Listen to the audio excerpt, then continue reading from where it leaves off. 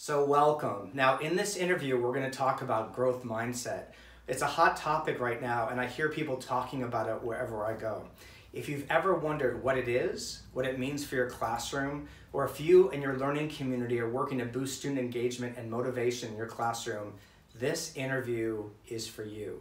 Now, Dan Hasler is the director of Cut Through Coaching and Consulting, where he works with publicly listed companies, government education projects, schools, professional associations, and not-for-profit organizations in the areas of engagement, leadership, mindset, and well-being. I think Dan's expertise and enthusiasm around growth mindset is not only going to inspire you and your entire school, but help you think about ways to create consistent and effective teaching for every student you work with. Welcome, we made it. Thank you for being here. Thanks for having me. Okay, Dan, help us understand, I know growth mindset's a big deal right now, Yep. It should be. What is it? How do you think about that? Growth mindset is essentially the belief that your abilities, your character, your situation can be improved with effort. That's essentially it in a nutshell. So it's really, is it a thinking then? Does it mean that I have to believe that that's true, or is it just, that's just the truth of the matter, that I can make changes from where I'm at? It's I guess it's different for everybody. Yeah. The best answer to that question is it probably depends, Yeah. right? So essentially, for the general population, Yeah. most people can improve their ability at something, Yeah. right? Yeah. Whatever that might be. Most people can improve relationships. Most people can improve the context of the situation they find themselves in with a little bit of a reframe, with a little bit of different behavior, with a little bit of different thinking and that belief, yeah. But what it isn't is it's not a empty, vacuous belief that everything's going to be okay if we hope for it to be okay. Yeah. There's got to be very intentional actions and very intentional, often supports required and all these kind of things. So it's not only, it's a belief, but an action. Absolutely, yeah. I mean, I guess classically it is the belief, but for me, the mindset is only as important as the skill set or the tool set that we're bringing with it. So it's no use thinking, like knowing that I can improve, I actually have to do something about that to make it happen. Yeah, if you want to get the fruits of a growth mindset. Yeah. So the thing is, most people I meet, and most people, if they're being honest, know they can improve at something. Yeah. Right? Can you improve on your relationships? Probably. Yeah. Can I improve at my ability in maths or at running or whatever? Yeah, probably. Do I want to? Yeah. That's a different kettle of fish, Yeah. because changing is hard. So I know I can get better in my relationships, but that's gonna be uncomfy. So yeah, It makes me think of, for the maths people out there, so often people are not good at maths, but actually we all can get better at something. So it's not a fixed mindset, it's a growth mindset, changes things. Yeah, absolutely. So Carol Dweck would often say, you're not good at maths yet, or you're not good at maths at the moment. And if you genuinely believe that yet or that at the moment is the most important part, essentially I like to say things, a growth mindset comes with a comma. Right, so I'm not very good at maths, comma, or I'm not very good in my relationships, comma. A fixed mindset typically comes with a full stop. I'm not very good at maths, full stop, end of. I love the word yet. I want yet in all the classrooms now and on the walls. So why is a growth mindset so important to learning? I think, and this is my experience, and not just in classrooms. When we talk about learning, I'm not just only placing this in schools. We're talking about this in, again, relationships, in organisations, within families. Too many people either feel they can't learn anymore or they don't need to learn anymore, right? So I can't learn anymore, I'm down at the bottom, I'm struggling, it's just not for me, or I'm the best, I've got it all sorted out, there's nothing anyone can teach me, who are you to give me advice, just get out of the way and watch the magic happen. And so a growth mindset challenges that, and the growth mindset challenges, well, it doesn't matter if you're the worst in the world at something or literally the world's #1, a growth mindset says, okay, well, how can I improve, how might I change things, how can I think differently, what other perspectives can I take on here? It makes me think like we're verbs, not nouns. Yeah, right? absolutely. We're verbs, but a lot of times we get stuck thinking that we're fixed. Yeah.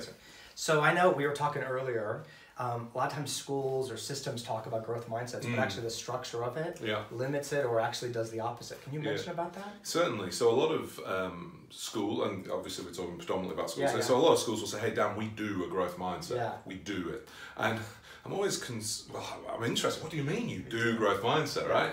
And even when they're researching the impacts of growth mindset, and the way they do it tends to come down to things like, I don't know, telling inspirational stories about people who have come through hard times, or having inspirational posters around the room.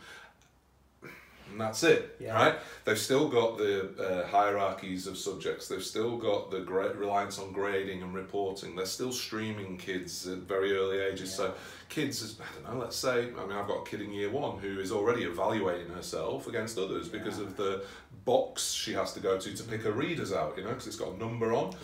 And so there's a lot of systems and structures in place, and there's a lot of narrative around education that parents are probably perpetuating around their dinner tables, and that. True. That, most of what we do in schools won't work because either we're trying to retrofit it to existing frameworks and ideas about education, and the kids go home. Right? Yeah. So you might sit in a classroom and talk about how failure is a wonderful opportunity for learning. But so around the classroom table, that's what we talk about. But around the dining table, you're either stupid, so school's not for you, go and you're better with your hands than your head, or we don't tolerate failure in this house, lift your game. And suddenly failure becomes a dirty word and mistakes are to be avoided at all costs. We talk about the hidden curriculum. So the hidden curriculum is really, we're teaching math, but really we're teaching competition. Or we're teaching putting some streaming. So what you're talking about is we can do growth mindset, but the system also is part of the conversation if we really believe it. That's absolutely. I mean, just a challenge I'd put out there. If you were to look at how many kids in year 7 get, or whatever age, but get put into, say, again using very general terms, but get put in the bottom ability group. How many of them are out of that bottom ability group by the time they, finish their maths education? And can I interrupt? How does it change their thinking about themselves, about who they are? Absolutely. Right? Yeah. So let me ask a question really quick. What would a growth mindset classroom look like? If that thing was set up, not just the teacher, but the students in the room, what would it look like? Give us some ideas. Okay. So from a setup, first of all, so people often will talk about educators teaching to the middle, right? And they mean that metaphorically. They teach to the middle of the ability. When I go in and observe organisations and schools in particular, they're literally teaching to the middle. The confident kids sitting in the middle of the class, putting their hands up all the time, right? So a growth mindset classroom avoids that. The very setup of it means that we're not standing at the front teaching to the middle. We're moving around constantly. We have no hands up, right? Because in most classrooms, if it's a hands up to answer questions, then I'm not going to put my hand up. And when the teacher does call on me, I'm just going to sit there and wait you out. Because I know that bell's going to go, right? And you're going to move on. Research shows, maybe 3 seconds you'll wait in silence before moving on. So there's no hands up. I'm going to control the flow of conversation. There's no opt-outs. So a growth mindset classroom really embodies a lot of the work. I think Dylan William here in the work around formative assessment is a wonderful starting point for any school that is serious about getting involved in doing growth mindset. And interestingly, I've just finished by reflecting on Dylan Williams' comment that one of the biggest mistakes he thinks he's made in his career was calling formative assessment because it implies it's all about the kid's ability, when in actual fact he thinks a better frame or term would have been responsive teaching. I love that. And what that implies, of course, is that the best thing, if you're going to do growth mindset, is that the teacher has to have that before we start worrying about what mindset the kids are bringing into the classroom. In Unleashed Learning, I know we're just out of time, but we talk about who the teacher is matters. Absolutely. So what you're saying to me is who I am as a teacher, my thinking and belief system is part of the equation, and then that's going to inform how the structure is. Absolutely. In many ways. Absolutely. So about structure, but also the expectation. The kids will typically rise or fall based on the expectations of the adults in the room. The Pygmalion in the classroom is a wonderful study there back in the 60s, I think that was. So we've known about this, it's just that we kind of, I don't know, our own mindsets go, but that's nice. That's right. But we have to do this. And my challenge in any organisation I'm working is, well, do we have to do that? Really? So, and as I say, that's growth mindset in action there. That's fantastic. So look, we've got a question for you, and I know it's a short interview starting the conversation, but we want to know, what does growth mindset look in your classroom? So leave your comments below. Dan and I will check them out. We have some of the best comments there, so we really encourage you to do that. While you're there, grab your free ebook, The Ultimate Classroom Setup Guide. I think it really connects to what you're talking about for growth mindset, so that's a free tool for you. So Dan, I really appreciate it. I know we could talk for an hour Absolutely, here. And thank you for the ways you're unleashing learning for everybody. We are cheering you on. Growth mindset is a piece of this conversation. We hope it supports the ways you're acting on it there. So thank you. Cool. Thank you. Thank you. Thank you. Nice to see you. Thank you. Nice to see Likewise. you. Thank you.